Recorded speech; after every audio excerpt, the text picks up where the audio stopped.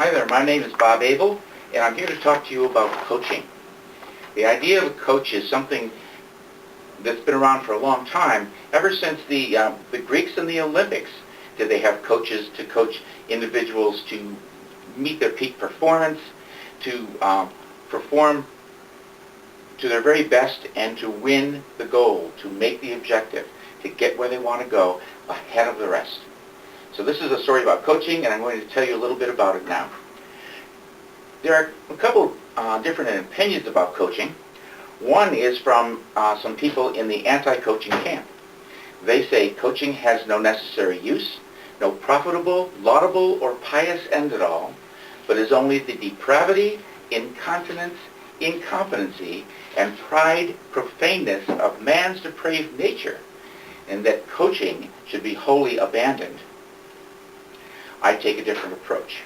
I look at coaching, in my opinion, to describe someone who overflows with self-esteem and self-confidence and who is in touch with themselves. A life coach is someone who has resolved their issues and has mastered a holistic approach to living. A life coach practices a moderate lifestyle, living an exemplary life, and serving as a role model. A coach practices what he or she preaches.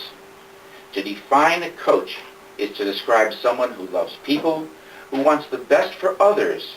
They are selfless, knowledgeable, trained, intuitive, non-judgmental, objective, and they offer a three-dimensional approach to life and living.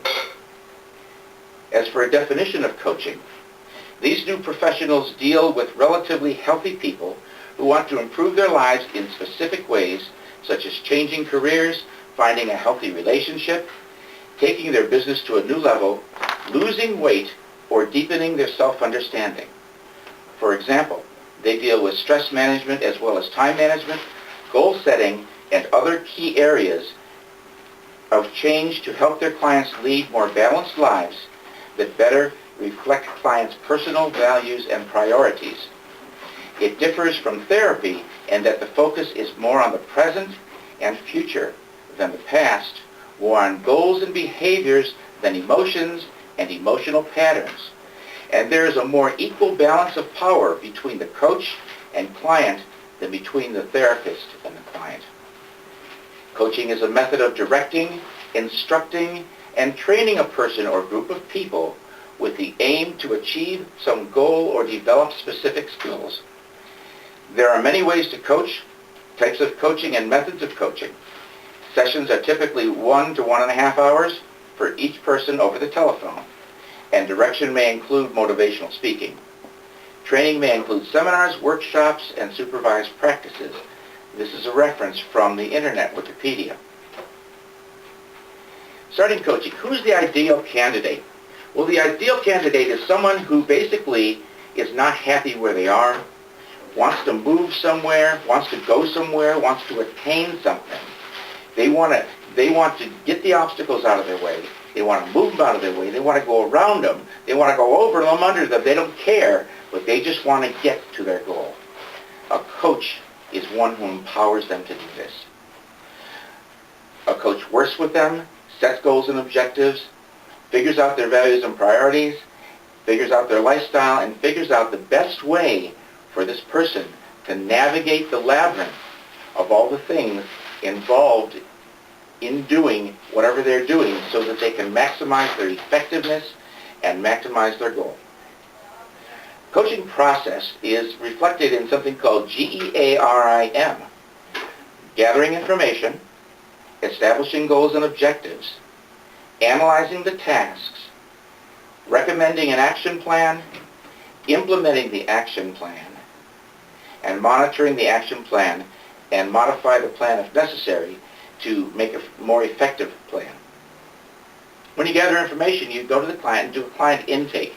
You get from the client, you get all the necessary data from them, you get their name, address, social security, everything like that. You get their likes and dislikes, you get where they are, where they want to be, why they want to be there, how long they think it'll take to get there, and how important it is for them to get to where they want to go. From there, we establish goals and objectives. these goals and objectives are realistic. They're in time. An objective is an intermediary goal, something that you can say, yes, I've accomplished that. And the goal is something that says, yes, I'm finished with this task. I'm ready to move on to the next goal. We analyze the tasks that are involved in meeting these goals and objectives, and we look for any difficulties or any things that would impede these tasks. We constantly work with the coachee. We call them, we encourage them every step of the way, and we offer our own experiences to help them get to where they want to go. After that, we recommend an action plan. We say, this is how we think you can get there. This is what we'd like. These are the baby steps we'd like to take. These are the one-at-a-time steps that would take us to where we need to go. And then from there, we want to move along this plan, baby steps all the way, reaching our objectives, reaching our goals, and fundamentally getting to the end, which is where we want to go and where the coach wants to go. Then we implement this action plan. The action plan is basically a time-based plan. It's scheduled. It's like done in an Excel spreadsheet or something like that, which looks at time, task, duration, and any conflicts associated with that.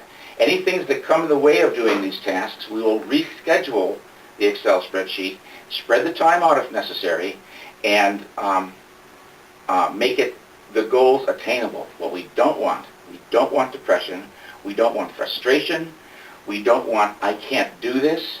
We break things down until the coachee can do it, can master it, and can with practice make their own little baby steps. And the goal of coaching is to no longer need the coach, so that the coachee is able to work these problems, work the goals and objectives without the need for coaching.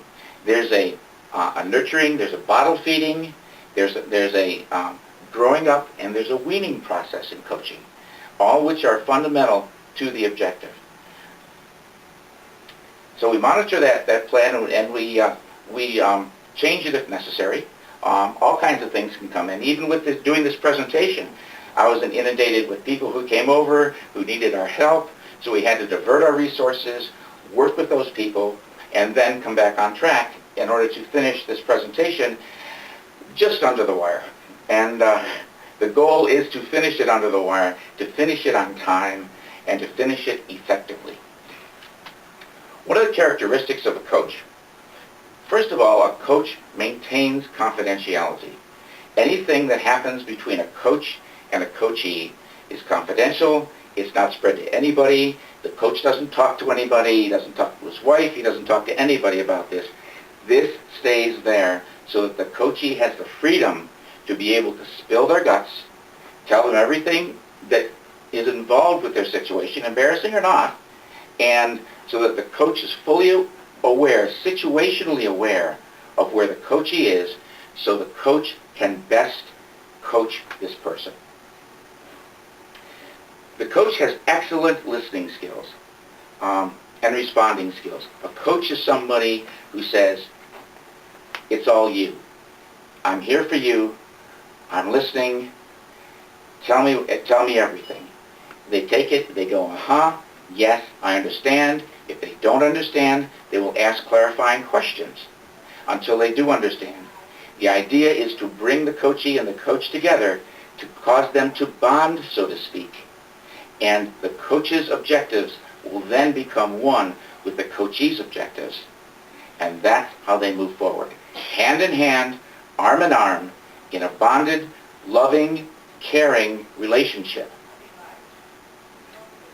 The coach is non-judgmental. Anything that the coach hears, he's not going to say that's a good idea, that's a bad idea. It's the coachee's plan, and it's the coach's job to go with the coachee, to come alongside. The Greek word is paraclete, to come alongside and to work with that coachee as they travel down the path. John Bunyan wrote a book called The Pilgrim's Progress. Pilgrim was going from here to heaven, and people would come alongside of him to help him and assist him, and sometimes work the opposite.